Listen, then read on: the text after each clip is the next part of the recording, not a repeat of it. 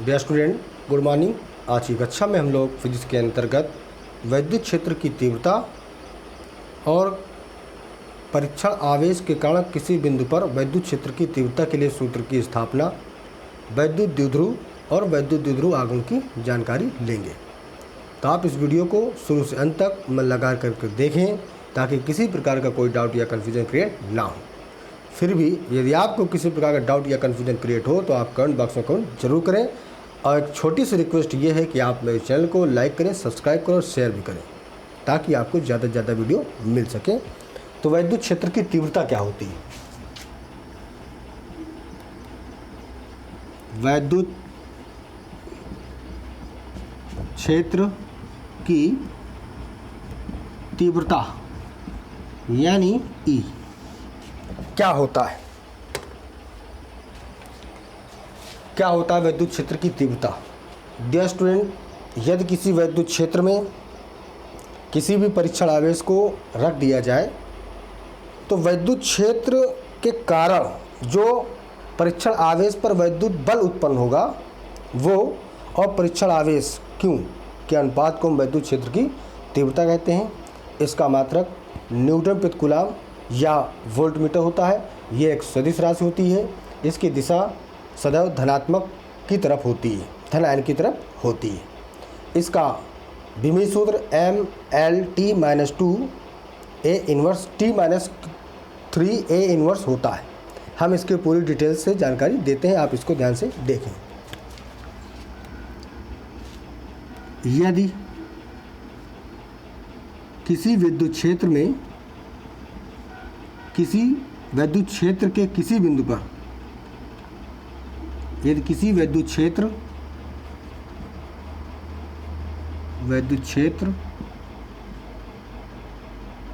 में कोई आवेश या परीक्षण आवेश क्यों नॉट रखा जाए कामा, तो वैद्युत क्षेत्र के कारण उत्पन्न वैद्युत बल, तो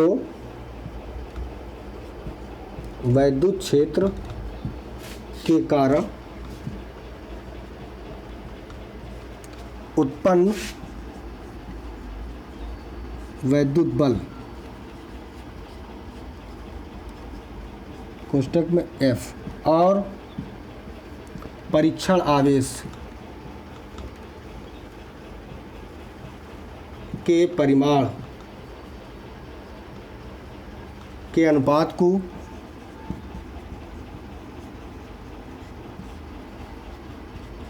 वैद्युत क्षेत्र की तीव्रता कहते हैं। वैद्युत क्षेत्र की तीव्रता कहते हैं। अब यहाँ पर एक बात आती है परीक्षण आवेश की। तो परीक्षण आवेश वास्तविकता में कोई आवेश होता नहीं है, ये वास्तविक में कोई काल्पनिक आवेश होता है, कोई काल्पनिक आवेश, इमेजिनरी चार्ज होता है। तो यदि हम किसी विद्युत क्षेत्र में कोई परीक्षण आवेश रख दें तो वैद्युत क्षेत्र में जो उत्पन्न होगा बल और जो परिमाण होगा रखे गए आवेश का, परीक्षण आवेश का, तो उसके अनुपात को हम कहते हैं वैद्युत क्षेत्र की तीव्रता। संबंधित सूत्र निम्न प्रकार है।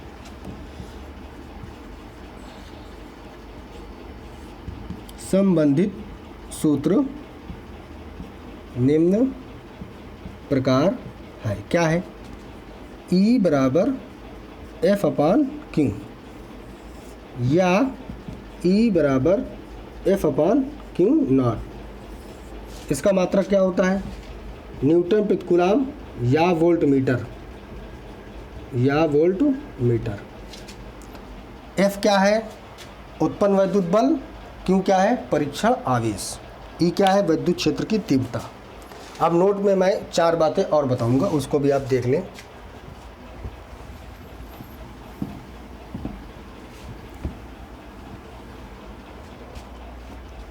नोट नंबर 1, वैद्युत क्षेत्र की तीव्रता का मात्रक ज्ञात करो। तो क्या होता है, इसका मात्रक क्या होगा, E बराबर F अपान क्यू। E है वैद्युत क्षेत्र, F है बल और Q है आवेश। तो E का मात्रक बराबर वैद्युत बल का मात्रक क्या हो गया, न्यूटन। आवेश का मात्रक क्या हुआ, कूलाम। तो यहाँ लिख सकते हैं न्यूटन प्रति कूलाम। तो ये इसका एक बन जाता है वैद्युत क्षेत्र की तीव्रता का मात्रक ज्ञात करो। तो वैद्युत क्षेत्र की तीव्रता का मात्रक E बराबर F अपान Q से E का मात्रक मतलब वैद्युत क्षेत्र का मात्रक, F का मात्रक मतलब बल का मात्रक न्यूटन हो गया, Q का मात्रक कूलाम हो गया, न्यूटन प्रति कूलाम। अब दूसरा है वैद्युत क्षेत्र की तीव्रता की विमा ज्ञात करो। तो विमा क्या हो जाती, E की विमा बराबर F की विमा मतलब बल की विमा क्या होती है, mLT माइनस का 2 बटे आवेश का क्या होता है, आवेश का क्या होगा, A इंटू टी। तो mLT की पावर -2 -1 माइनस का 3 और A इनवर्स। और नंबर 3 में आप लिखेंगे कि वैद्युत क्षेत्र जो है सदिश राशि है और इसकी दिशा सदैव धनावेश की तरफ होती है। अब हम इसके दूसरे लॉजिक पर बात करेंगे कि किसी बिंदु आवेश के कारण उत्पन्न वैद्युत क्षेत्र की तीव्रता क्या होती है, इसके लिए फार्मूला भी ड्राइव करते हैं।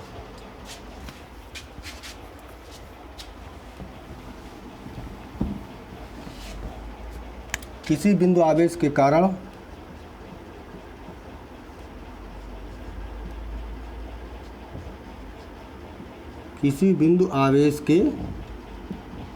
कारण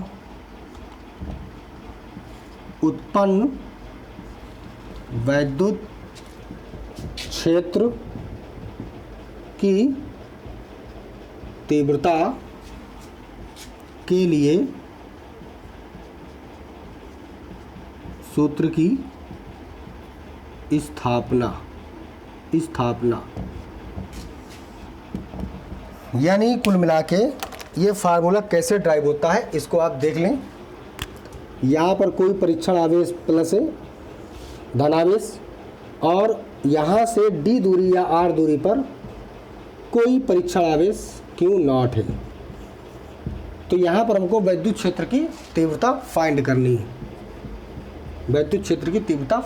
है। तो आप लिखेंगे चित्रानुसार माना कोई धनावेश प्लस Q है और इससे r दूरी पर परीक्षण आवेश Q नॉट है और इस पर हमको वैद्युत क्षेत्र की तीव्रता का फार्मूला ज्ञात करना है। तो क्या लिखेंगे, चित्रानुसार माना कोई धनावेश प्लस Q है जिससे R या D दूरी पर कोई परीक्षण आवेश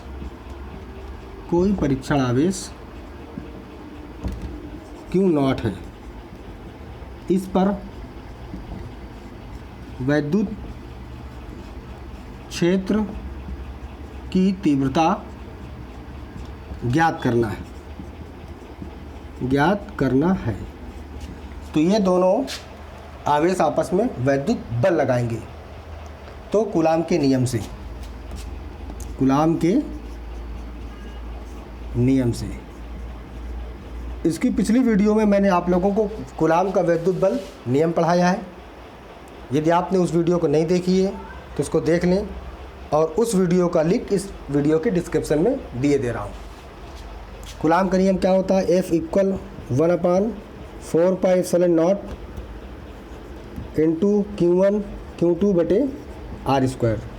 तो F इक्वल 1/4πε0 Q1 का मान क्या है Q और ये आपका क्या है Q0 बटे R²। ये समीकरण नंबर 2 हो गया है।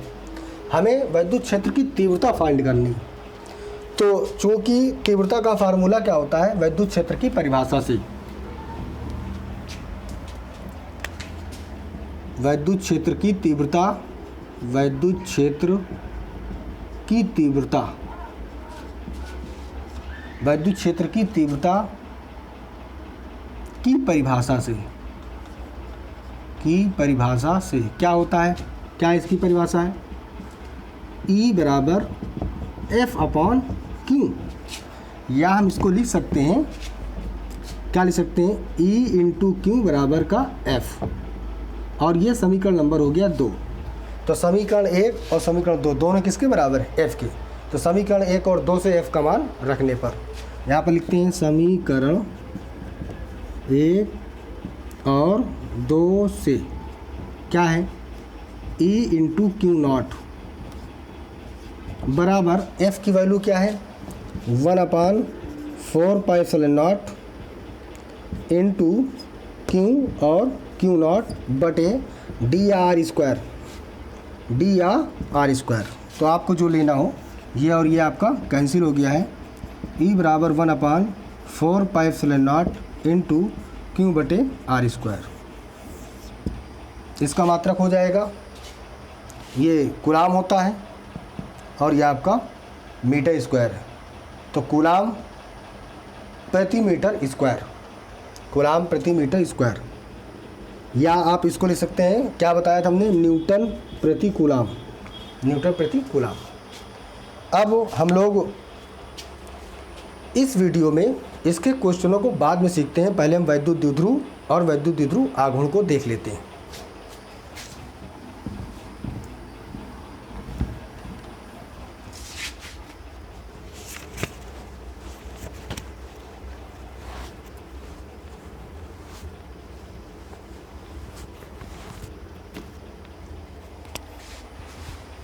वैद्युत द्विध्रुव,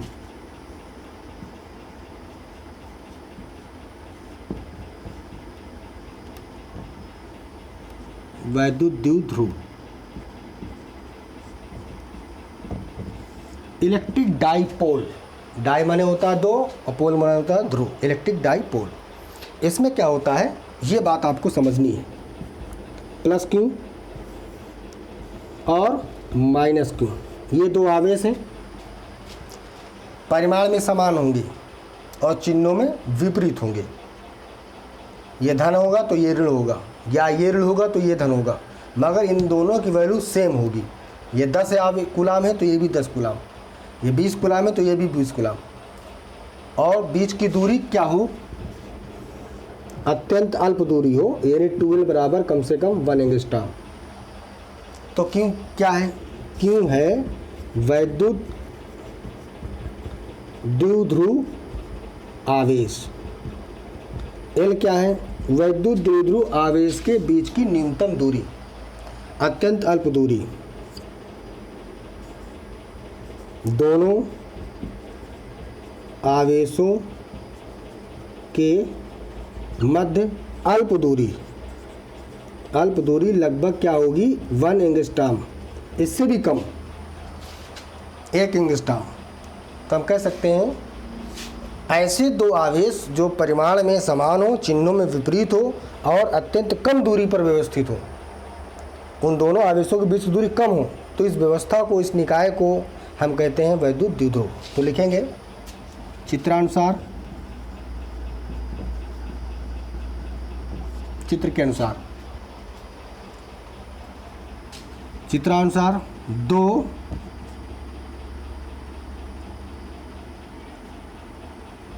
चित्रानुसार समान परिमाण तथा विपरीत चिन्ह के 2 आवेश, समान परिमाण तथा विपरीत चिन्ह के 2 आवेश, समान परिमाण तथा विपरीत चिन्ह के 2 आवेश अत्यंत अल्प दूरी पर स्थित हो, अत्यंत अल्प दूरी पर स्थित हो, कामा, तो इस निकाय या व्यवस्था को वैद्युत द्विध्रुव कहते हैं। समान परिमाण तथा विपरीत चिन्ह के दो आवेश अत्यंत अल्प दूरी पर स्थित हों तो इस व्यवस्था को, इस निकाय को हम कहते हैं वैद्युत द्विध्रुव। मैं आशा करता हूं कि आपको ये बात समझ में आ गई होगी। समान परिमाण तथा विपरीत चिन्ह के जब दो आवेश अत्यंत अल्प दूरी पर स्थित हों तो इस निकाय या व्यवस्था को कहते हैं वैद्युत द्विध्रुव। और यह डिफिनेशन बहुत ही इम्पॉर्टेंट है। अब एक दूसरी बात आती है वैद्युत द्विध्रुव आघूर्ण। वैद्युत द्विध्रुव आघूर्ण, जिसका फार्मूला क्या होता है, संकेत क्या होता है, P। अब इसमें क्या बात होती है, इसमें क्या बात होती है, इसको भी आप देख लें।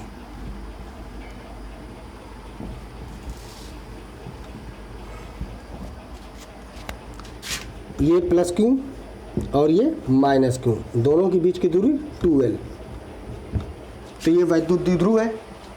तो हम कहेंगे वैद्युत द्विध्रुव में किसी एक आवेश और दोनों आवेशों के बीच की दूरी, किसी एक आवेश और उन दोनों आवेशों के बीच की दूरी के गुणनफल को हम कहते हैं वैद्युत द्विध्रुव आघूर्ण। तो यहाँ पर आप देख सकते हैं वैद्युत द्विध्रुव में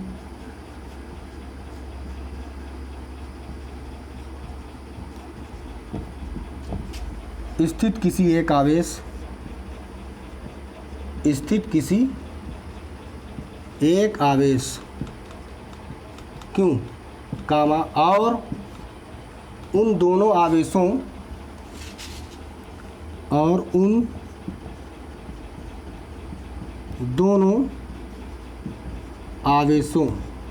के बीच की दूरी जो अत्यंत कम दूरी पर होगी 2L के गुणनफल को वैद्युत द्विध्रुव आघूर्ण कहते हैं। वैद्युत द्विध्रुव आघूर्ण कहते हैं। पूर्ण विराम। संबंधित सूत्र निम्न प्रकार है। संबंधित सूत्र निम्न प्रकार है। क्या है? P बराबर कोई एक आवेश Q और बीच की दूरी हो गई 2L, तो हम लिख सकते हैं 2QL। और इसका मात्रक क्या बन जाएगा? आवेश का मात्रक हो गया कूलाम और लंबाई का मात्रक हो गया मीटर। मीटर या मीटर कूलाम, या मीटर कूलाम। इस प्रकार मैं आशा करता हूं कि आपको वैद्युत द्विध्रुव आघूर्ण भी समझ में आ गया होगा। अब इनसे संबंधित हम कुछ न्यूमेरिकल्स की चर्चा करते हैं, इसको भी आप देख लीजिए।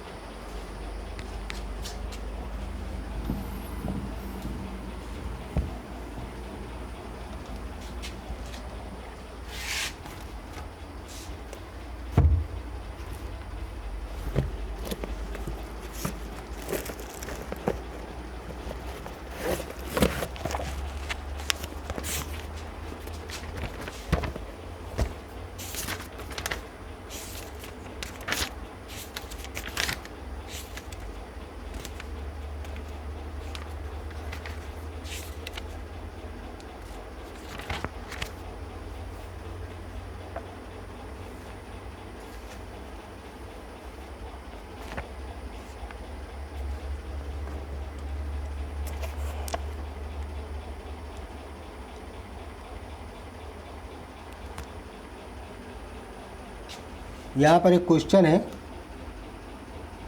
एक माइक्रो कूलाम के दो बराबर तथा विपरीत प्रकार के आवेश, विपरीत प्रकार के आवेश कामा 2 मिलीमीटर की दूरी पर स्थित है। 2 मिलीमीटर की दूरी पर स्थित है। पूर्णविराम। इस विद्युत द्विध्रुव का द्विध्रुव आघूर्ण ज्ञात करो। इस द्विध्रुव का द्विध्रुव आघूर्ण ज्ञात करो। वैद्युत द्विध्रुव आघूर्ण ज्ञात करो। ज्ञात करो।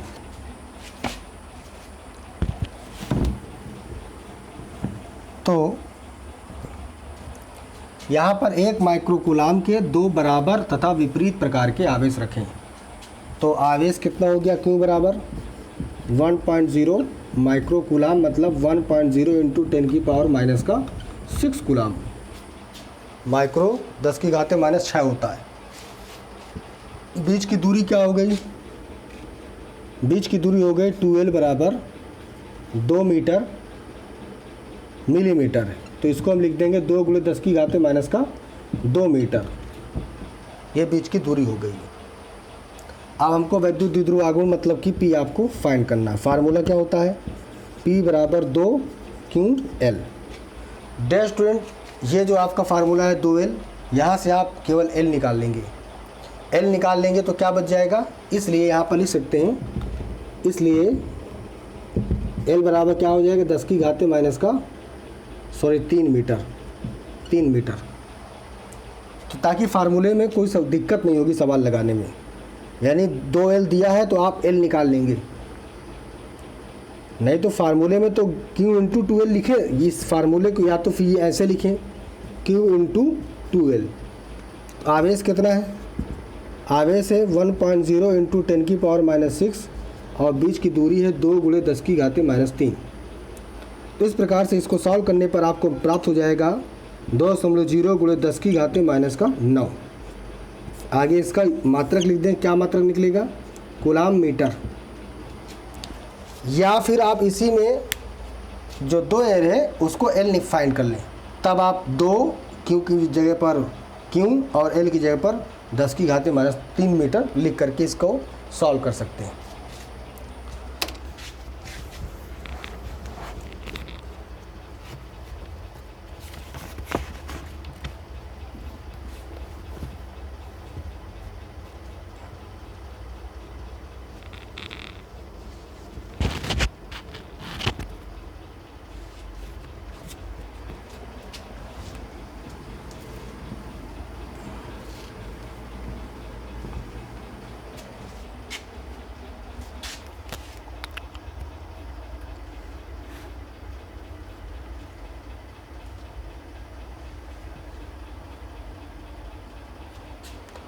अब यहाँ पर हम दूसरे क्वेश्चन की चर्चा करेंगे।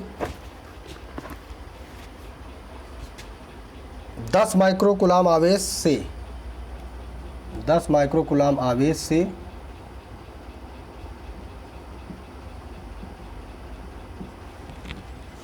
2 एंगस्ट्रॉम की दूरी पर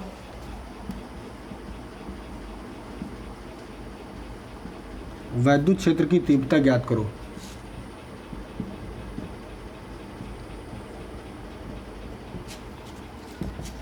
तीव्रता ज्ञात करो। यहाँ पर कूलाम है आपका 10 माइक्रोकूलाम, तो 10 × 10⁻⁻6 कूलाम, तो 10⁻⁻4 कूलाम हो जाएगा। और बीच की दूरी क्या है, हमने फार्मूले में D लिखा तो D लिख दें, R लिखा है तो R लिखें। 2 एंगस्ट्रॉम, तो हम इसको लिख देंगे 2 × 10⁻⁻10 मीटर। वैद्युत क्षेत्र की तीव्रता E फाइंड करना है। फार्मूला क्या होता है, E बराबर F/Q। तो यहाँ पर Q मालूम है मगर F नहीं मालूम है, तो F मालूम करने के लिए दूसरा भी फार्मूला हमने लिखवा रखा है, 1/4πε0 Q/R²। तो E बराबर इसकी वैल्यू क्या हो गई 9.0 × 10⁻9। Q की वैल्यू कितनी है 10⁻5 और बीच की दूरी कितनी है 2 × 10⁻10 और ये पूरे का हो गया होल स्क्वायर। तो इस प्रकार क्या हो जाएगा, E बराबर 9 × 10⁻9 में से 5 चले गए तो प्लस का 4 बचा, बटे 2 का स्क्वायर 4 हो गया और गुणे 10 की घाते माइनस का 20 हो गया। 9.0 गुणे 10 की घाते 4 प्लस का 20, ये वाला 20 ऊपर चला गया और यहाँ पर का 4 हो गया। तो 9.0 गुणे 10 की घाते 24 हो गया बटे 4 हो गया। तो इसको आप कुछ इस तरीके से सॉल्व कर सकते हैं। ई बराबर क्या है,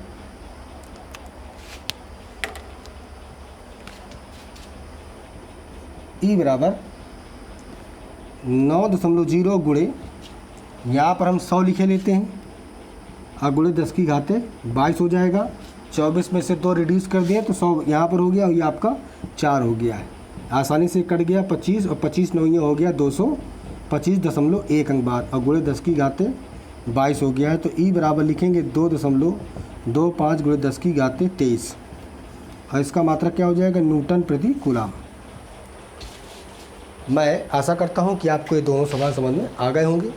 फिर भी किसी प्रकार का डाउट या कन्फ्यूजन हो तो आप कमेंट बॉक्स में कमेंट जरूर करें और अगली वीडियो में इनसे संबंधित और अच्छे सवालों को करके दिखाऊंगा। आप अच्छे से देखें